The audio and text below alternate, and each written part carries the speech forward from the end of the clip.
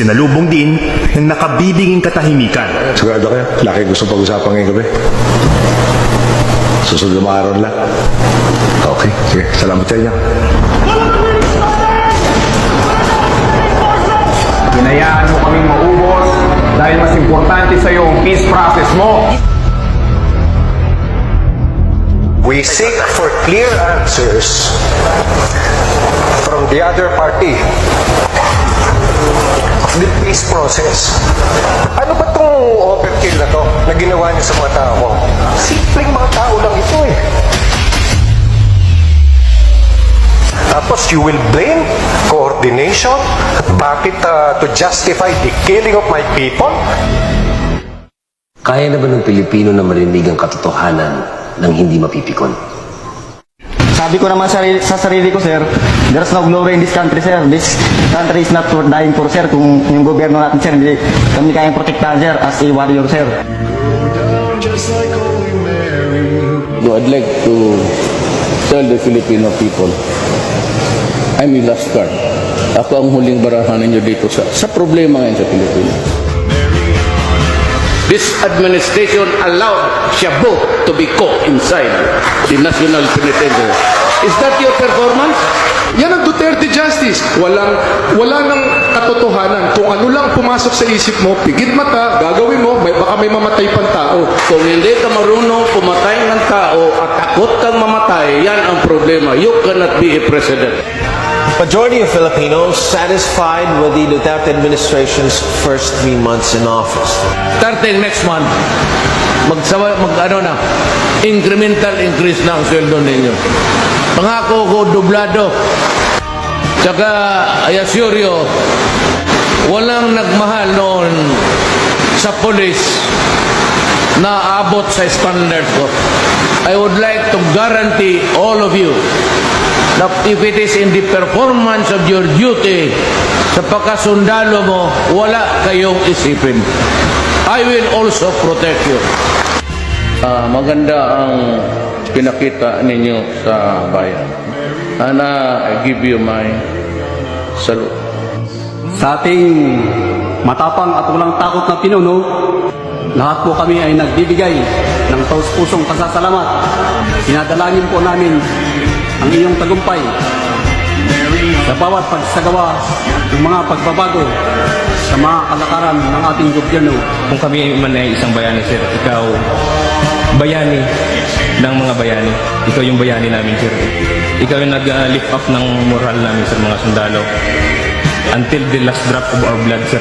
Makikipaglaban kami, sir, sa under ng iyong pamumuno, sir. Kami ay mamamatay, sir, sa paglilingkod sa bayan. Dahil nakita namin ang aming presidente na talagang sincero. May honor ba tayo? Lakasan mo, may honor ba tayo?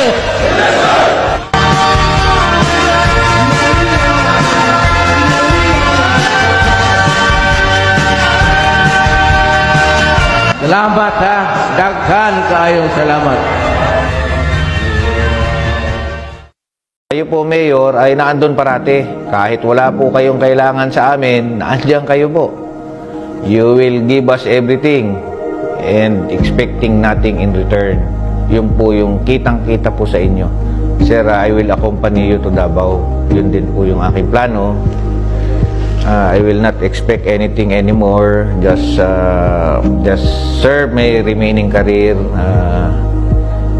in Davao with you. Ang masabi ko, may puso siya, lalong-lalo na sa mahirap.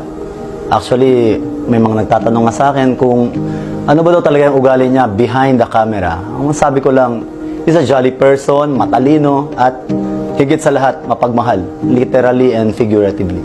Para sa akin, isa sa natutunan ko kay PRRD ay yung pagiging mabait, pagbibigay respeto sa kanyang mga security.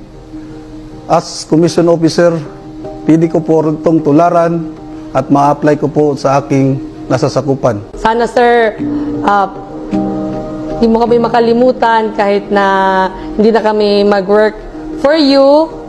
Malapit na kasi, and sana, sir, parati kang healthy kasi pag happy ka, iba, kasi yung dating ng smile mo, sir, pag happy ka na, giging happy din kami parati. And, sir, bata mo ako forever. Ako magpasalamat kay naghatag ka sa amo og hope. Wala nga kabalo sir, pero idol jud ti ka sir.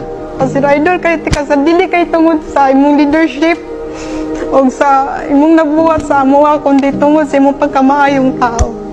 Naarami permi sir maga-support sa imo ha sir. Sana sir, mas mahaba pa yung time na ikaw ang presidente. Kasi you have done a lot. And sana ipagpatuloy nung kung sino man yung papalit sa inyo, yung mga numpisan mo. Sana palagi ka pong nandyan. I have learned a lot from you and especially sa mga mentoring na binigay niyo po sa amin, sa lahat ng guidance, sa lahat po ng tulong. We will be forever grateful for those services that you have given us. You're one of the best tatay sa totoo lang. Sa mga matagal nating pinagsamahan, sir, more than 5 years tayong magkasama. Nakita ko yung saya mo, yung hirap mo, yung mga tagumpay mo, syempre. Sana ma-enjoy mo pa yung life mo, na wala nang stress, wala nang lahat na ng gusto mong gawin, magagawa mo. Sharing him the 6 years of his presidency, since the very beginning, the campaign period, and then until the end of his term. During the remaining years of our lives, no, na makikita ko pa rin na mahal na Pangulo natin na nagsiservisyo sa bayan at nabibigay ng guidance sa mga sumusunod sa kanya. Gusto ko lang sir na sabihin sa iyo na mahal ka namin sir in behalf of the Presidential Escorts Battalion. Mahal na mahal ka namin at napakasaya namin na ikaw ang naging boss namin, ikaw ang naging presidente, and gusto ko lang sabihin sa inyo na from the bottom of my heart, mabuhay po kayo. Maraming pong salamat sir. Sir, sa 6 na taon na naging security officer nyo ako, maraming salamat sa kumpiyansa at tiwala na ibinigay nyo sa akin at saka sa aking mga kasamahan ng mga security officers. Ang hangad lang namin palagi sa inyo, sir, ay maprotektahan kayo, maging safety kayo. PRD has been more than just my commander-in-chief being in the military. So I always looked up to him like parang he's my father. Kasi there were many instances that we ate together, then sobrang relaxed lang.